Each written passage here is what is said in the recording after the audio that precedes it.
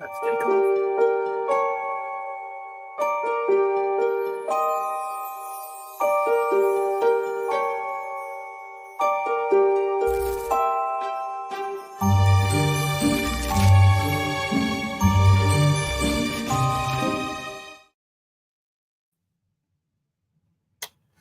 Well, welcome to All Things Creepy, December 17th, 2024.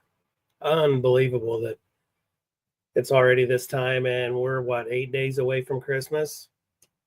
Yikes. Scary. Scary, yeah. Well, this is our last show of the year. Tonight, our special guests are Mike and Leah Rivers with L&M Paranormal. Excited to talk to them. And they will be chiming in a few minutes. I was going to talk about something that's hot on social media and the news. And we all know what that is. Drones. I saw a statistic today, and we all know I don't keep up a lot with the news, but the statistic I saw was on Facebook, and it was related to New Jersey. And so clearly I was interested.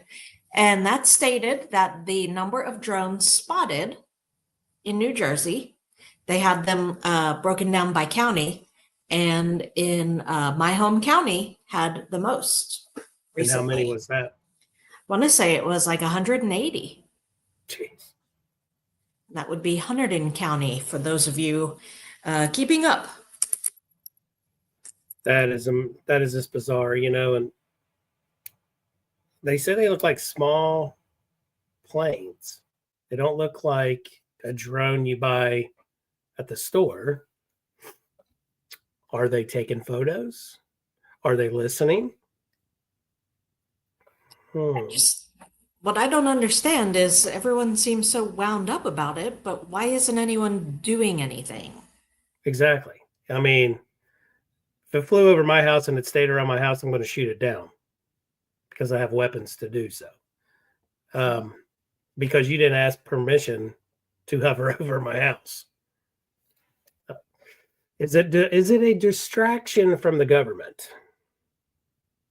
Great minds want to know, right? Yeah, I did see that comment too.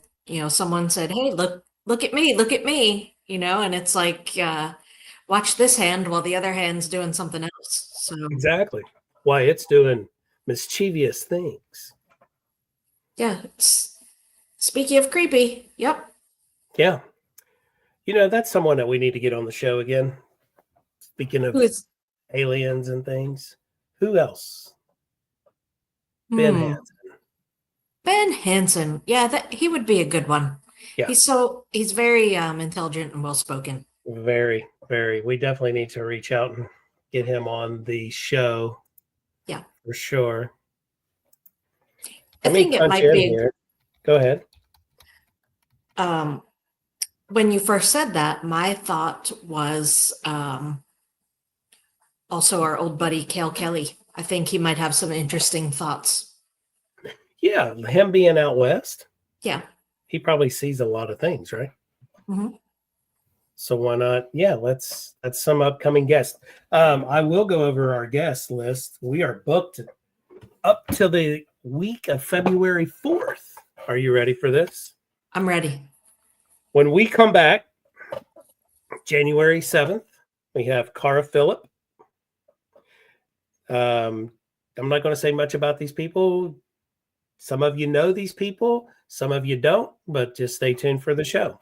There you go. January 14th, we have Josh and Megan with FHT. January 21st, we have Jill Shelley. She owns a couple haunted locations out west. January 28th, we have Brian Fuller. And February 4th, we have Michael, and I'm going to butcher his last name, Gagliano. Or maybe I'm saying it right. Gagliano is how I would say it. Yes. Hello, Lisa. So that is our guest as of up to now. So I will be booking. So we just mentioned a couple. Patty will be reaching out to a few. Let's see who we can get, to the show. And if you're watching and you're interested in wanting to be a guest on our podcast, feel free to reach out to Patty or I, and we will make it happen. All we ask is a picture, a short bio, and a great time as you're on our show. So, And even if you know of someone else that you would be interested to to hear. see and hear from, Yeah. by all means, have them reach out or send us their name and be like, hey, I don't know if you know this person. And we can do the legwork. Yep. Just send them our way. We will make that happen. And come on the show. And if they come on the show, we'll invite you on for a little bit with them. How's that? So if it's somebody you would love to see and hear, somebody that maybe you just want to know a little bit more about them. As long as you're not boring. Yeah, you gotta have some oomph, you know. We like to talk to everyone, not just celebrities, but people that's been involved in the paranormal. And when I say paranormal, I just don't mean ghost hunting.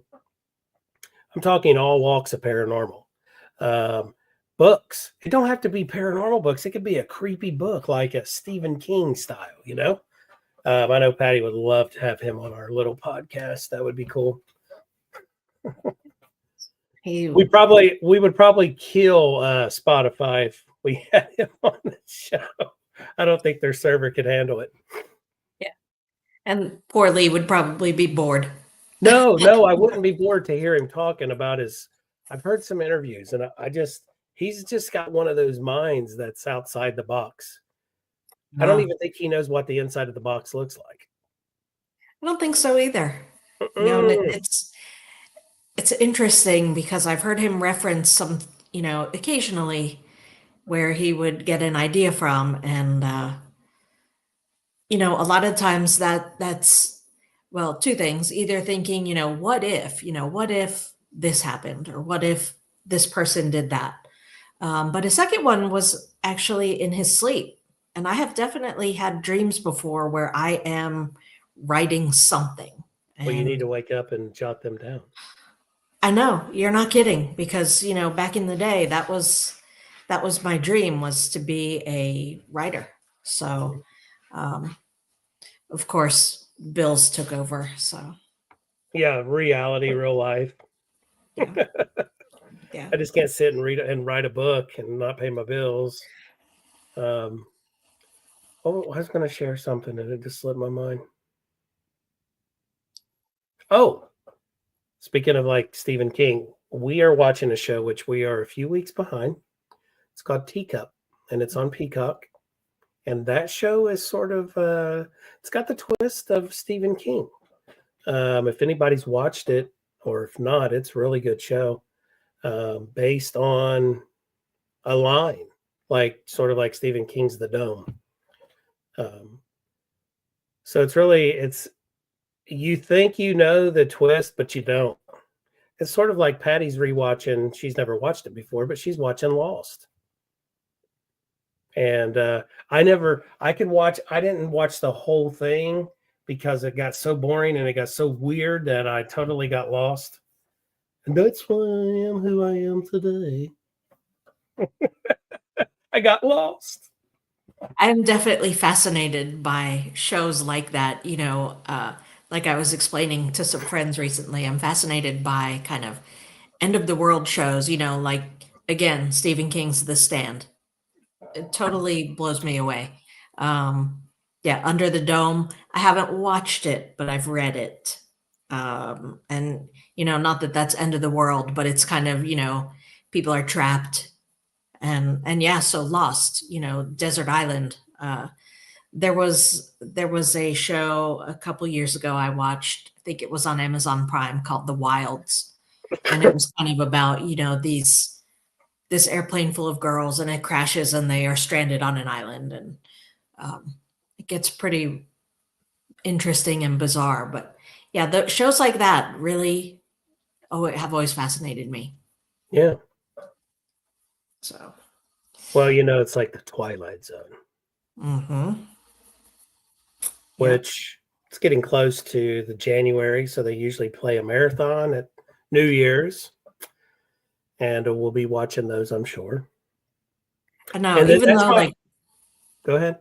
I was going to say, even though we can probably stream it somewhere, it's our little tradition to watch it on whatever the heck channel that marathon is. Well, we can watch it anytime for free at Pluto. They have their own Twilight channel. Yep, see? Yeah, and January is my birthday, my big birthday. I hit the 50. I'm like, whoa, right? So yeah, I'll be married to a 50-year-old. Yeah, ugh. She's older than me, everyone. That is impolite and rude. Hello, Jenny. Hello, Jenny. Well, hey, it looks like our guests are on. So let's welcome Mike and Leah Rivers with L&M Paranormal and bring them on the big screen here. Hey. Hello. Good evening, guys. Welcome to All Things Creepy. Thanks for having us on. Absolutely. We'd love to have you. And, I've been seeing your names pop up a lot. And good things, I hope, right? Yeah, I've never heard anything bad. No, not at all. It's, it's fascinating. I follow you both on Facebook, and down to earth, sweet people. And so, yeah, it's an honor to have you guys on our show tonight. Thank you. And yeah, so how's things going with you guys? Are you ready for Christmas? We are winding the paranormal year down, and we're getting ready to start all of our Christmas traditions of going to see the lights and Santa Claus, Christmas cookies, all the fun stuff. Kids are getting ready to start their winter break, so we're ready for some time off. Yeah. Because Mike, you are a firefighter full time? I am, yeah. Okay. I work in the fire industry. We do installs and designs on sprinkler systems. Okay. So you're taking my job away. Yeah, we plus inspections and things like that. And Jenny Davis is giving me a hard time. So yeah, you guys are based out of Kansas, correct? Yes, Abilene, Kansas. Okay. Where is it again? I'm sorry. Abilene. And how long have you guys? When did you guys start L&M Paranormal? I think that would probably be 2 years ago. 2 years ago. So the end of 2022. Okay. Yeah, I thought the team was fairly new, but you guys had to have been dabbling into the paranormal prior to that. Well, we've always loved watching the ghost hunters, ghost adventure, stuff like that on TV. Okay. I was stationed in North Carolina for 11 years, and the house that we lived in, actually, while we lived there, ghost hunters came out to our house, and Jason and Grant, Steve and Tango, they filmed an episode at our house. Okay. So what season was that? I want to look it up. Season 7, episode 11. Soldier Story. I think that's the right season. No. Soldier Story, you said? Yeah, Soldier Story. Okay. I'm probably wrong on the season and episode, but that's the name of the episode. A long time ago. Yeah, so that sounds cool. I'll have to definitely check that out. That's way back too. It was way back. I think Jason was fat then, right? He had just started his diet, which was funny because they had their snack tent in our backyard. They had the new guy, I'll call him the Proby, but he was the snack runner, and he was taking everybody's orders, and God help that kid if he got Jason's order wrong. He was very particular about his sandwich. Yeah, he's something else. I like to pick on him because my team, Paravisions, we're TAP's family for Ohio. Okay. And I've worked real close with them for many years. And we've done, when they had Ghost Nation, I had a local venue here in Wayfield, Ohio called Buckeye Charm on the show. And working with them, Steve's a hoot. Steve, he did anything and everything to mess with me as we're trying to film the show. Yeah, like for one, we pulled up in the SUV and he goes, man, when you get out, he said, strut your stuff, man. Like bob your head and stuff. He said, I'll follow you and I'll do the same thing. He's a liar. So we had to get back in the SUV, refilm it. And then Jason was giving him a lecture and he looked at me and says, don't do what he says. Well, this was back when, you know, you couldn't just jump on Facebook and find your local paranormal team. I was deployed, and Leah was at home with two oldest kids. I think they were 4 and 2 at the time, 4 and 3, and she was pregnant with the third. Things were going on around the house, things moving, voices, footsteps, all that stuff. I think on a whim, you just decided to get a hold of. Yeah, I was tired of it. I mean, stuff was getting thrown across the room from another room. I didn't know what was going on. So they were the only team that I knew. So I was like, I'm going to email them and maybe they'll send somebody out here, you know? Sure. I didn't think that the producer would call me and stuff. Hey, and it happened. Yeah, but I'm glad they did. It was nice to meet everybody and they did a good job and they did help, you know? Awesome deal. You can imagine my surprise when I got that email saying our house is going to be on national television while I'm deployed. Yeah, you're like, dude, Yeah. my projects are going to be seen. Yeah. I got to get home and fix that stuff, that to-do list. Yeah. Yeah. That was But the that thing was I always remembered about their show was that, you know, they always took a very serious interest when there were children being affected. So, Oh, yeah. Yeah, you know, and I think that's what remember. touched them as your children. You know, when you're having the poltergeist activity happening. Yeah, and then especially when the female calls out and sends an email and you're talking to the producers, you know, they're really more intrigued with that. Did I say that out loud? You did. Oh, I know. I picked up on that and I was like, Did you pick up on that? Yeah. I don't care. Just somebody needs to get out here and help me out, you know? If you want to make a show out of it, fine, but that's not why I emailed them. No, you wanted answers. You wanted to know what's going on because I mean that kind of stuff there, with stuff being moved around, thrown around, that's serious, especially with 2 little ones. Yeah.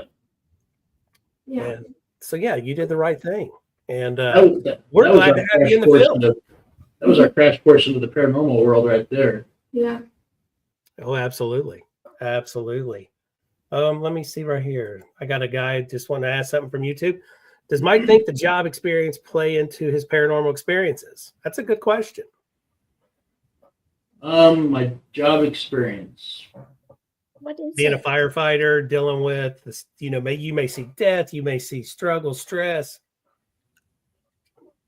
Not so much the death and the struggle and stress part, actually. It's more the you know, the building construction aspect of firefighting, because you should any good investigator needs to do their due diligence to try to debunk whatever it is they come across. So, you know, knowing the building construction type definitely helps out in being able to do that. The electrical, plumbing, stuff like that. That's something if you can explain it away. Yep. Now, you know, obviously we believe in paranormal, so everything's not going to be explainable. But that, as far as that aspect, that's probably going to help me out the most in paranormal investigation. As far as, you know, seeing all the carnage and dead bodies and stuff, not really. It just keeps me up at night. Now, you know, and I'm going to add to that because we are helping a residential case to where I just got the call last night, and the husband's a firefighter, just like you, and they have a daughter that's paralyzed, and then they have a little boy, and the little boy is experiencing dark stuff. He doesn't want to sleep in his room. The daughter, she's an intuitive. She sees things and picks things up. And we're thinking that it's coming from, his job, because she said he does come home with, where he holds on to stuff too much, instead of just doing your job and letting go. Yep. And I understand that when you're helping a family that's, got a burning house or a business, you're trying to get that person out. You're trying to do the right thing. So he holds on to that and he brings that energy home. Yeah. So it's a tough job, and I appreciate you doing your job. Thank you. Absolutely. But at the same time, and I was thinking the same thing when you said earlier that Mike was a firefighter. Excuse me. At the same time, if you remember, the lady was explaining that the daughter's gift seems to have occurred after I would call it a near-death experience, but it might actually be a death experience, because she said she was revived, which then leads me to, Leah, I know you wrote a book, and it seems as though you had your own experience. So do you want to get into that a little bit? Yeah, sure. I had a medical emergency about 4 years ago, and I coded twice, and I had the experience of being above my body, and I was watching them revive me at the same time as the doctor cutting me wide open, just straight wide open. I saw all the blood everywhere. Everybody paused and gasped, and I could see my face as if it was highlighted. Like, I looked at it and it was just brighter than everything else, and I could see that I was dead. It was like I was registering that. And then I was drugged down into a hellish experience. It was experiencing hell. These black beings who disguised themselves with voices of people that I knew. And so I relaxed a little and I went with them for a second, and then figured out they were torturing me and pulling me down into like darkness and despair. And as soon as I wanted to give up, and I was like in the worst, most hopeless spot, there was a light behind me, and I looked down on my arm. It was my right arm, and there was a hand there, and it was Jesus. And I never saw his face, but I knew it was him. I knew it was his hand. I could feel it, and you know it. And he said, no, just wait. And as soon as he spoke those words, a peace washed over me that it's hard to put into words. It surpasses all understanding, really. And I was pulled out of the darkness. It all went away. And I could see Mike and my mom and my kids and everybody all at the same time. And I wanted them up there with me because I guess,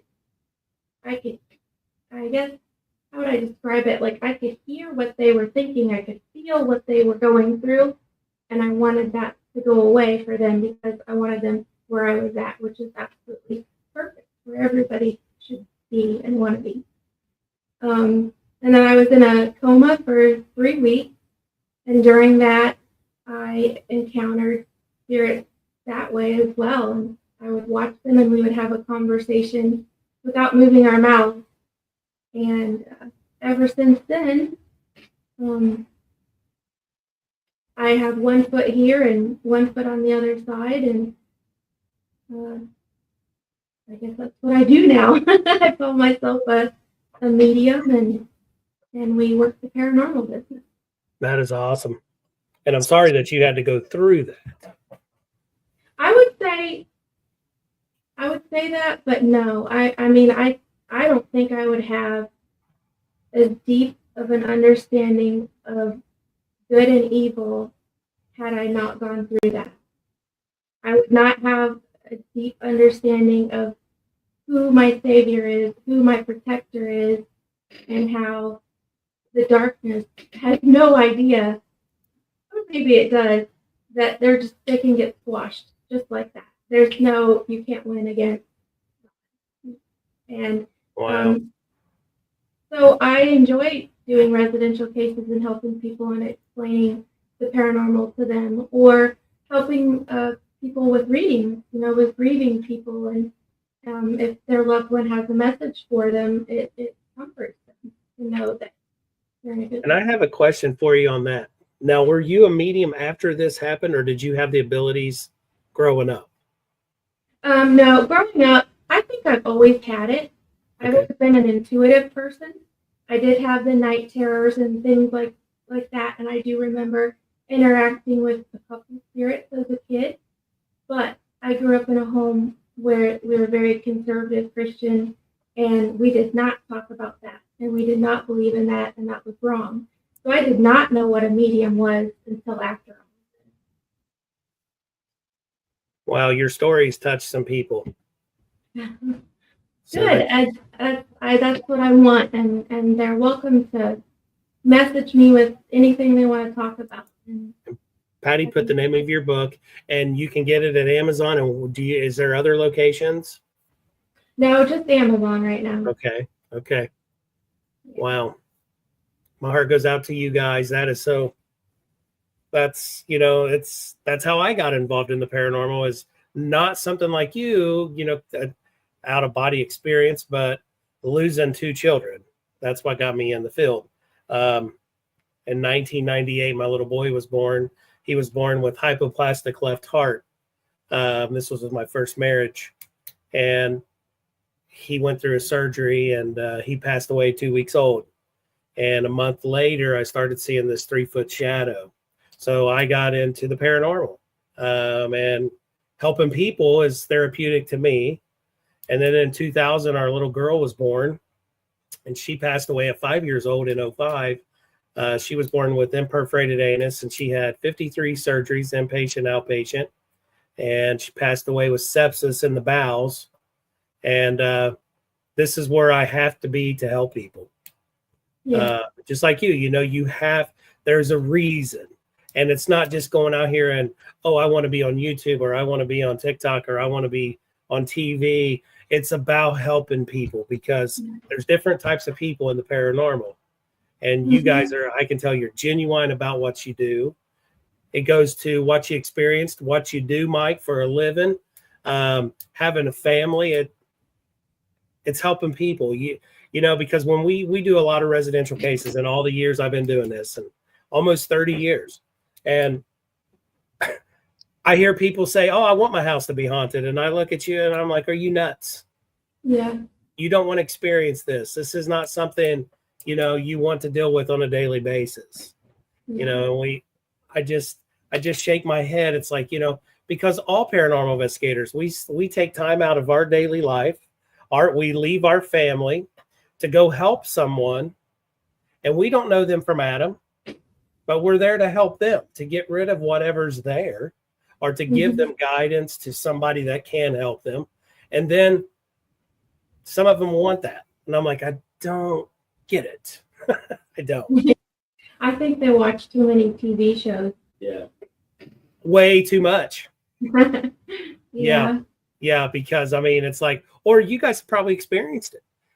We've dealt with it bunches of times, where we get to a location to help this family. And when we get there, they have their friends there. They're having a little party. They said, we just ordered pizza. And I'm like, do what? Yeah. This isn't a dog and pony show. No. Yeah. No. Puts me in a worse. Well, there are things that put me in a worse mood, but that is cause for me to be instantly pissed off. Absolutely not. Yeah, like Cold Hair said, don't be it for the money or fame. No, I've done shows, I've done a haunting. Look where it's got me. I'm still doing my full-time job. I still love doing paranormal, but I'm not getting a paycheck from it. Yeah. You don't get into it to make money, that's for sure. No, I can tell you guys are passionate about your stuff. Thank genuine. you. I don't have the ability like you do as a full medium. I'm just an empath. But when I work with a medium, if they're in the same room, their energy helps me with my ability. And I'm like, I hear wow. that a lot from people who didn't even realize they were empathic or, just very intuitive or sensitive. They're like, can we do that again? Because like you turned something on inside of me, and Absolutely. I investigated in a way I've never done before, and I'm like, sure. And and that's the thing. I've always kept it hush hush for many years. Like, how they say follow your gut and let it out, because sometimes we're like, we doubt our gut, and then we're like, we should have followed our gut. Just on anything in life, we should have followed our gut, because that's the move we should have took. Just like a game of chess, we should have took that move and follow that intuition. Yeah, but when I'm with a medium and I'm like, I'm opening that up. So, my ability opened up in 2010 when I was at Mansfield Reformatory, and we were down in the administration basement. We had one more location to go. We walk in, I'm the first one. We got 4 people. My buddy Jim on the team, he's filming this. And I said, whoa. And I thought Scott Sokol, the guy that used to run Mansfield, I thought he was punking me. I thought he had a man down there set up with a light on him. He had a jumpsuit. I can read his inmate number. He had a flat top haircut. He had the Ray-Ban black glasses. And he shared his entire story with me through the entire building. I saw everything about this guy. I gave all that information to Scott. He was there that night.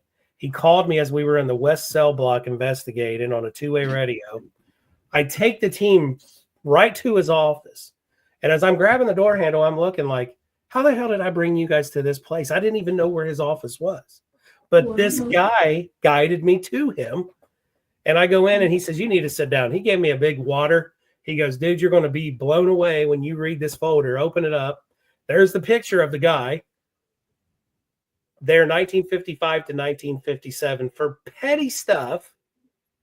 And when I say lose, I'm going to put in quotes. In the early 1900s, the state of Ohio was allowed to lose 25 inmates a year. And what they would do is they'd put them in these little areas called the sweat box, and you would kill yourself.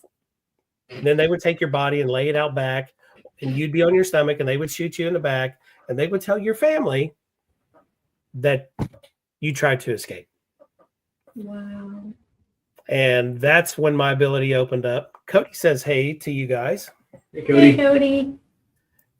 So yeah, we all have our different experiences, and it just, every time I talk about it or if I'm around people, I just love talking about paranormal. I could talk all day about paranormal. Yeah, I know Talk the all day feeling. about nothing. What's that, honey? So you could talk all day about nothing. I know. Well, it's my job too. Yeah. Oh, goodness. So, how many people are on your team? Is it just you two? Just the 2 of us. Just the 2. That's the best way to go. We've tried to have more people on there before, but schedules, conflicts, and nobody's more passionate about our team than we are. So that's why it was, we figured to just keep the 2 of us. Yep. And makes it easier to schedule things. Yeah. It does. And we have, there's 4 of us, me and Patty. And I started the team in 2002 before I met Patty. And then we have my buddy Jim, that actually, when I got called from when it was Paramount Kings Island, tells you how long ago that was, to investigate the park. 4 ghost hunters. And that is a roller ghoster episode. And Jim's on there. And so we investigated it 3 years in a row, which was super cool. And me and him just clicked. So we became buddies. And we've been together since 2005 till right after my daughter passed away, till we're still buddies. And then my good friend John Green, he's my medium. And he's been with me since 2008. Wow. And that's it. And, so we have Paravisions. And then if Ghostly Travels, that's Patty and I, when we do things without the team, we'll go, somebody invites us on an investigation or anything, that's Ghostly Travels. We just do that on the side. That's That's cool. pretty neat. Yeah. So yeah, so if you guys have I would love to investigate with you guys in the future. I'm an equipment guru. I love to explore equipment. I love to build equipment because I'm just fascinated and I want to know.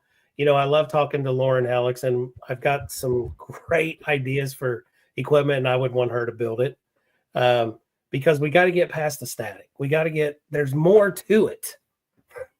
Yeah, Because I would agree with you there for sure. Yeah, there's so many static. Well, what does that do? Does it? Oh, it picks up static. Okay, it brings up a lot.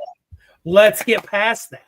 But if we could get everybody on the same page without the egos and the drama through the paranormal, think how far we would be. Yeah. Yeah, I agree. Yeah, 100%. So, what kind of equipment are you? Do you like the audio, picking up voices, or visual? I like both. I like video and audio. I mainly I love EVP. So, you know, I got an opportunity, Patty and I, to work with the EVP specialist that was on Ghost Adventures. And I see them in my face. They both passed away for a bad. But yes, you know who I'm talking about. We got to investigate with them in Gettysburg. And Escaping me. what is it? I said their last name is escaping me. It's Mark and Debbie Constantino. Yeah, thank you. Yes. I can If you know their story, it'll just jaw drop you of what happened. And well, I kind of do, but not. You know. I mean, he got brainwashed to kill her and him. I mean, it was yeah. like Voices was talking to him because he was so in tuned with audio, right? And I'm like, whoa. You have to be so careful and protect yourself and be so guarded. And then you have to be careful about how much you do it and how much you immerse yourself into it. You have to take a break. That's one of the biggest parts of all this is knowing when to step away for a little bit, take a break, take a breather, and enjoy life before you're on the other side of this project. But you know what, though, as a paranormal investigator, we want to investigate it more when we get that experience, but we're scared. Like if you could do that one more time, it's already done it 3 times, right? But if we can do it one more time, and you know, if we could see the spirit over there scratching their head, going, "How many times do I got to show these people?" Yeah. But when you get those, we call them the oh shit experiences. Like, whoa, that really happened. You know, when out of nowhere, and usually that happens to us when we're in a location and nothing's going on, but we change the subject to food because it's midnight. A pizza sounds good at this time. And then bam, something happens. Yeah. Yeah. Looking back on it now, that's usually when something exciting happens, when you're just having an idle conversation about whatever the case may be. And then, all of a sudden everything happens. Yeah. It's like everything around you. Just what the hell did I just go through a typhoon? Yeah. Maybe that for us is while she's under Estes, that's how she tunes in for her mediumship.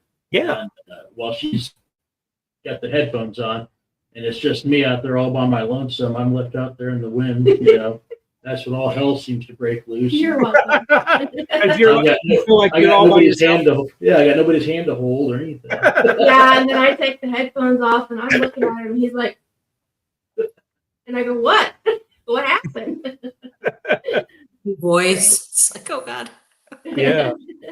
Yeah, because I saw a video, a blooper that Mike, that doll fell down. Now, if that was me sitting there, bro, you would have seen more than that. You remember Brian on Ghost Hunters Dude Run? I would have been a cartoon. I would have been out of there. That hit me like that. That doll was a beanbag doll, so it had a little bit of weight to it. Yeah. And when it hit me, it had some force. And I had to grab her. I jumped up and grabbed my chest. I need a second. I saw it. Just give me a second. But we actually posted a second video just maybe an hour ago of another doll that same night that fell over. I have to check it out. I think we caught 3 or 4 of them on camera. We're just kind of periodically putting them out. But that was just what we caught on camera. You know, we couldn't cover the whole house. There was probably a dozen dolls that fell. Yes, no joke. And I don't understand what it is with these locations and dolls. I don't either. You know, because the history has nothing to do with the dolls, but people want to bring dolls. Yeah. I mean, this was at the Garnett House here in Kansas, and the dolls, he's got them all over shelves and kind of slumped over curtain rods, so they're secure on the curtain rod. Yeah, It was happening so often. I had to ask Justin, where's the fishing line at? What's the trick here? What's going on? But we would put it back up there, and there's clearly, obviously, nothing there that's making them fall. And it's just the way that one was, it looked like it was like hunched over the top of that curtain. So if it would have fell anyway, it would have went behind the curtain, right? Yeah. But it came. I watched it in slow motion. It came out and over the curtain and hit you. Yeah.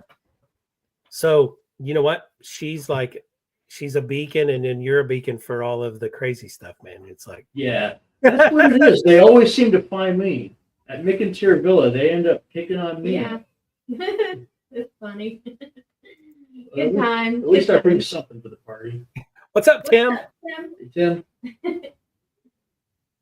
Cold says, old clown dolls are the creep. Any doll is a creep, because when I go into a room and I'm investigating and I see a bunch of them in there, like Whispers Estate on that bed, when I feel like when I'm walking past, those eyes that's in the pictures, they all go with you. Uh-huh. And I'm like, I get that in my head. And I'm like, I got to get that out of my head. I got to get it. Dolls used to be the worst for me, but now it's mannequins. And Broadhead Manor did that to me. Broadhead Manor, with all the mannequins they have there, it gave me PTSD from. Well, like going into around Halloween, paying to go into a haunted house, the bags hanging like dead bodies. Yeah. And then the strobe lights, that right there. Because everybody puts me in front. I hate that part. Yeah. And then I'm hearing a chainsaw and I'm like, they're coming to me. I know it. They're coming for me.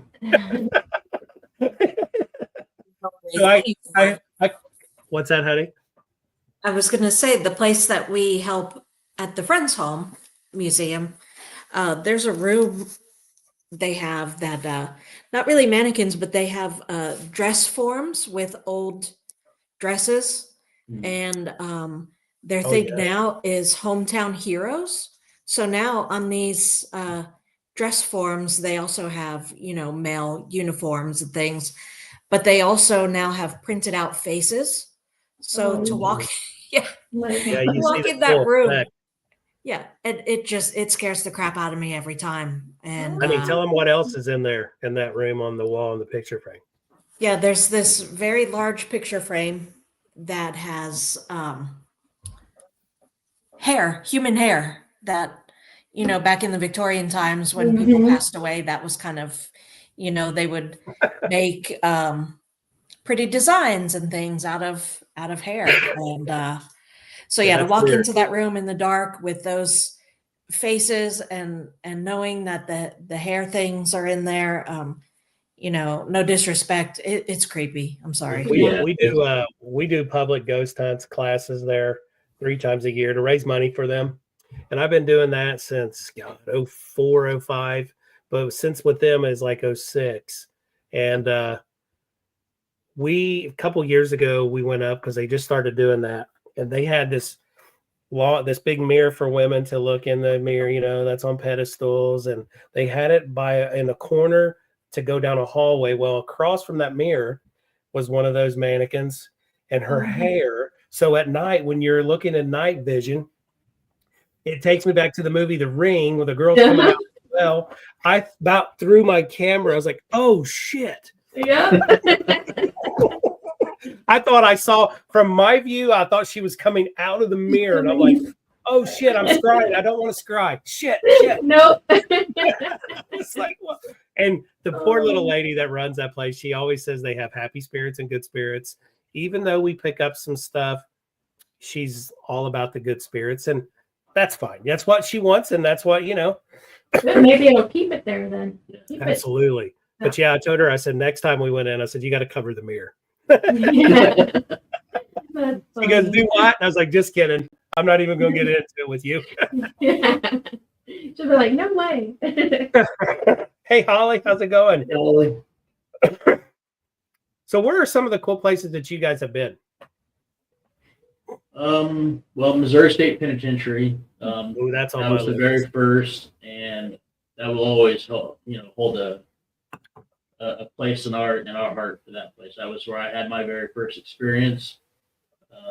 Well, I guess both of us had our first experiences down there. I got my butt grabbed in one of the cells, Oh, very nice. and it was the shower cell too. That was the worst part. You're welcome. Oh, good Lord. It wasn't me, but I dragged him down there to the shower. Yeah. I was like, I want an experience here. So we're gonna go to the deepest, darkest corner, and I'm gonna stand here and we're gonna wait. And he has it. He has the experience. Well, So maybe I'm a little jealous. Yeah, maybe the guy was trying to show you something. Like, Yeah, I bet he was. way to go, big guy. Let's see, and then we went to Micatir Villa. We go there quite often to help Stephanie out, all kinds of events, and then just investigate there on our own. Mhm. Edinburgh's pretty nice. Edinburgh, My favorite's Melbourne. Malvern and Garnet. Okay. There's some places that I've not been, but I would love to go. We did a Homestead, Broadhead what a Manor cute- this year. Oh, nice. And, That's we were talking to a few people about that location. Talking to Larry Eisler. He was like, you guys got to come up there next year. Yeah. that's a whole other experience right there. Yeah, That's that what I was heard. one of the ones that grew us as a paranormal team. Like it pushed us a little bit, and we were glad for it, and we learned some stuff. Sure. And Bill is awesome, and he That's helped what I us heard. I through gotta it. come up and meet him. Have him on the Yeah. show and talk about his place. Definitely, he It is it awesome. humbled me as a man and as an investigator. Yeah. I had to leave the location for a couple hours because I don't know. We were investigating. We did 2 nights there, and of course, while she's under Estes, well, this is the weird part. Nothing really happened, but I got that bone-chilling cold, right? Yeah. And, when she was done, I said, "Hey, let's go back up to the headquarters and just kind of take a break for a second." We get back up there, and I don't know what, but I had this frozen in fear. I could not go anywhere. I was stuck, And so we're like, all right, well, let's just go down to the quick shop. Let's get a drink. Let's warm up in the car because it was dang cold. Mhm. Yeah. And we were in the car for about 2 hours until I finally warmed up. And then we get back to that room, and I was like, I can't go anywhere. Like I looking at the cameras, the DVR cameras, I can't go. So we kind of called it a night. I talked to Bill the next day, and he kind of validated my experience. Said that's a common occurrence at that place. That's happened to him several times. So that's the first time that's ever happened to me, and that definitely. Well, you wondered if you should be doing this. Yeah, I really did. I questioned, like, is this something that I should be doing? Oh, after that night you did? Oh yeah. Wow. Luckily, we stayed and we did the second night when I had a phenomenal experience. It turned everything around. But yeah, that night I was like, this is probably the last time I'm ever going to do this. Now the question to that, does it only happen to men, not women? He did not tell me any stories of women. So I'm going to say I don't know. Yeah. Because that'd be something to worth checking out. Like, Yeah. let's us 4 go up there and schedule it, and just send Leah and Patty in there and see what happens. I'm down. Let's do she'll go anywhere by herself. Yeah, So will Patty. it. I'm talking about, when we go at a place and she goes, where do you want to go next? I said, we can go anywhere you want. Well, I'm going here, and I turned around and she's already gone. I'm like, okay, see ya. Yeah. I hear you. That's me. I'm not ashamed to say that I don't go anywhere Without what? without holding on to her hand. Actually, I'm getting better over the years, but Nothing wrong with that, man. Nothing wrong with that at all. No, that's awesome. My first, and said, "Hey, and I'm going to need you to keep me safe." And I very distinctly remember saying that in the basement of a place one night. I was just, I don't necessarily have any gifts, but something just did not feel good to me. and having the ability, and when we were in that basement, I can't remember the name of that building. It was very dark, and whatever was down there was like, it was running around us. No, I know where that was. It was at the house where we did Ghosts of War on a haunting. Where Yeah, there too. I was thinking Yeah. more recently at the Monroe house. Oh, the Monroe house too. Yeah, that's another. Yeah, because I remember her grabbing onto me there in the basement and saying, I need you right here to protect me." And I'm like, Yeah. "Oh, so then I'm coming out of paranormal mode because when your wife grabs your arm, you're like, oh shit, this is serious, And what am I going to do? Swing or shoot something I can't see?" I don't know how, but I'm going to protect you. I want to protect you any way I can because it's going to humiliate me in the process. Yeah.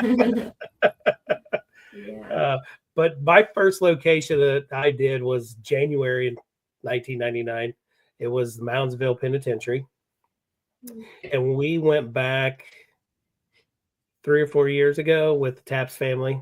A bunch of teams decided let's get together and do something, which was fun. But when I was there, the guy that I met through, this is how I met him. It was through a Yahoo group for grieving over, losing a loved one. And he was talking about he likes history. So he goes to these locations and he's a local. And I'm like, really? He says, yeah. He says, like, I hunt ghosts. I'm like, what? So I go with him. We had that whole place and it's about 2:30 in the morning.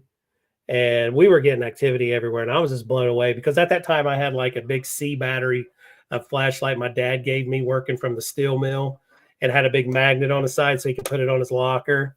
And I had a little tiny HP handy cam that had a little tiny screen. And I had an analog recorder, which I still have, and a digital recorder, a Sony. And we went and had the best time. And then, we're down in the Sugar Shack and I'm getting activity. Like something felt like it was pulling my pant leg up. And he's sitting at an angle from me. So I knew it wasn't him punking me. And we're just joking. And he goes, how far are you going to let it go? And I said, it gets to the knee. I'm going to start swinging. We're in a prison, right? And I'm like, yes.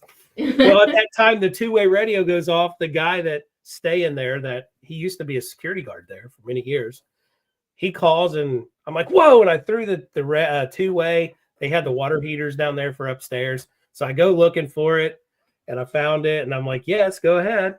And he goes, hey, do you mind coming upstairs? I don't know where you are. And I said, we're in the Sugar Shack.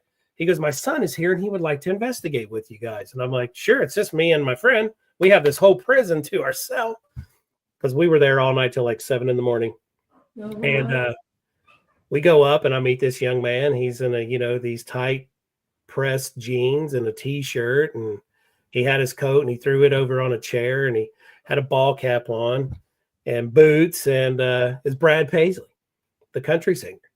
Oh, really? Never knew in a million years that he would get famous. And then, I was like, man, I'd like to talk to him today and say, hey, do you remember your experience at that was cool. Me, dude. Yeah, so we went back a few years ago and we're up in the infirmary and there was about 4 of us. And we were talking about the history of the gangs. That's how they would get hurt or they'd act like they're sick so they can get up there and do their business. The main gang leaders would do, fighting or whatever, calling it, peace signs, whatever. And we're in the hallway and I set up the music box and I put a REM pod out, spaced them. And as I come back, we're all standing in the hallway across the hall. And the music box goes off. And about that time, I'm watching it and I'm like, if it does it again, because, sometimes you got to move that thing around and then recalibrate it. So I was going towards it to recalibrate it because it went off again. All of a sudden, you hear like a old school wooden hall pass hit the ground in front of us. And you could hear us on video. I think I've got it as a blooper. We're all against the wall going, whoa, whoa, whoa, whoa, whoa, whoa, whoa. Like somebody's pouring cold water on us. What the hell was that? Oh my God. We go looking for this, something that fell. Nothing was moved. There's nothing around that could have fell because there's nothing in those rooms. And that was crazy. That was, and Patty was like, we definitely need to get back in there. Mm-hmm. That's wild. Wow. Yeah, that was a have you guys ever been there? Mm-mm. No, we haven't. Yeah, you definitely want to check that location out. Wow.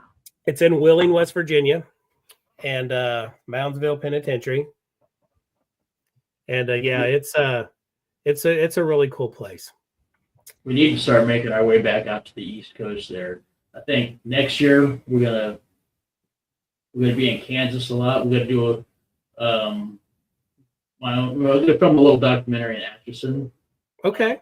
Sally House, McIntyre, and then we got a few other out of state locations. But I'm hoping maybe the next year we're gonna get to like Waverly, and that neck of the woods and really spend some time out there. Kind of a bucket list place. You know what? I just get blown away that, lately, the past year and a half, we've been in Indiana. There's so many places in Indiana. There really are. There are. And Yeah, we're gonna go to the Bell Mansion in May. We're really excited. That's a fun place. You'll definitely love it. Since we got, met Bob and Denise, that used to be with Old World Paranormal. Great people. And we've just, that's where we do a lot of investigation with them because, Bob, he's got access to some cool places like Randolph County, the Blackford County Jail. He knows Ed and Pam from Monroe House a lot. So, so it's like cool places. And they're always, hey, you want to go investigate? You don't have to call me. Just tell me what time to be there. Exactly. Just tell me when and where. Let's go. Have we never met? I mean, come on, dude. I'm already in the car. Where am I going? Let's do it. We have a small in our town here. We host paranormal investigations at our old Abilene town. Okay. That is the ground is where the red light district of old Abilene town was at. That was the end of the Chisholm Trail. Cowboys would drive the cattle from Texas to Abilene to load the cattle onto the rail cars to send all across the country. That's where they would get paid at. So, of course, the red light district, all the Cowboys, that's where they go play. So the town was rebuilt here, and we host investigations there for the teams.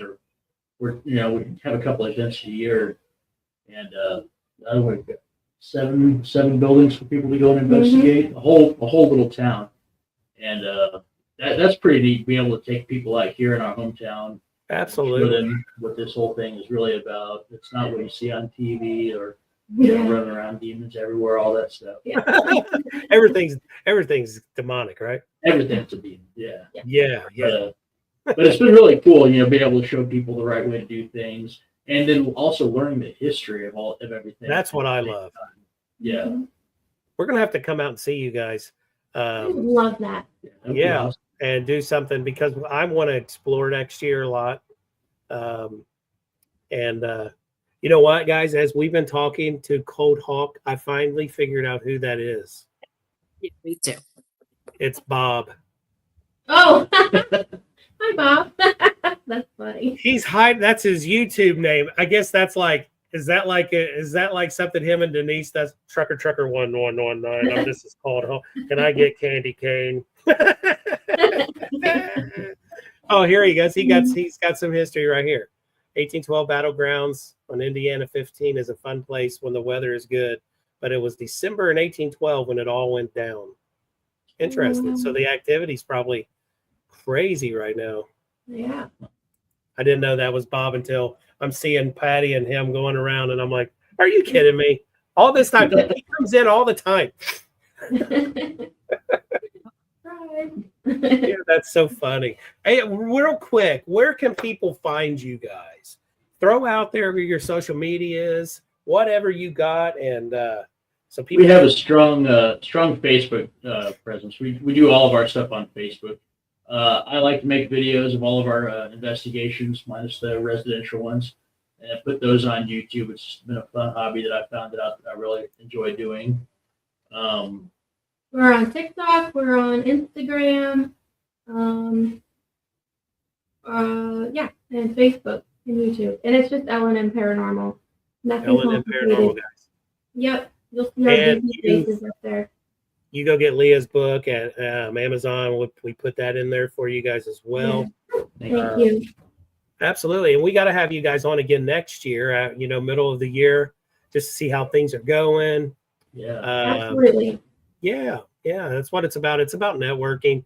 It's about just seeing how Learning from how people do. I just love learning from people, you know? Yes. Me Yeah. too. That's been the coolest part about this whole thing is the people that we get to meet and learn from. Everybody's got so many different ideas and experiences that everybody can learn from everybody. Stay See, our humble. friend Lisa, what she said, she'd love to read your book, Leah. Oh, thank you. Yes, definitely. And if you read it, send me a message and share your thoughts on it. I'd love Patty to. already ordered it. Thank you, Patty. I'm looking forward to it. Let Patty's me a know big what you think. reader. It's unique because it's the doctor that saved my life. We interviewed him and he wrote a foreword and he put his view in the book, and then Mike wrote his view on everything in the book, and then there's mine and kind of what we made out of it. That is so awesome, guys. Yeah. Yeah. I want to thank you guys so much for coming on. I know the hour flew by. It did. It did. But yeah, we definitely want to have you guys back on the show just to see how things are going with you. And we definitely, I'll see what you guys got going on next year. We'll make something happen. All right. We'll be here. Yeah. It's, Something like you head this way, we head that way, and we'll meet up. like Let's do Ashmore that. Estates. I do want to go there. Yeah. There you go. See Robin and Ashley. Let's do it. And Lisa goes, thank you all so much. She is like, she's always in our chat. Oh, She thank is you. awesome. That's cool. What does Well, Bob thank say? you. Person blue eating spaghetti. What's he mean? What? Sometimes, Bob, you got to pull him in. Well, you Yeah, guys totally. have a wonderful night. Merry Christmas and a Happy New Year. It's the same to you. Same to you guys. Thank you so much. And again, guys, check out L&M Paranormal on Facebook, TikTok for now until we lose it. Well, Yeah, see ya. YouTube and Instagram. check out Nobody some of ever their goes there. check out some of their stuff on L&M Paranormal. I love looking at their stuff. The post with the bear, the teddy bear coming down. That was priceless. You'll like the one we just put on tonight. I got to check see it that, out. and I'm going to share it after I see it. I'll share it on my page. Awesome. Thank you. Thank you both. Thank Have a you Merry guys so Christmas. much. And again, we really appreciate you guys coming on. Thank you. See you guys. Have a good Bye. time. See ya.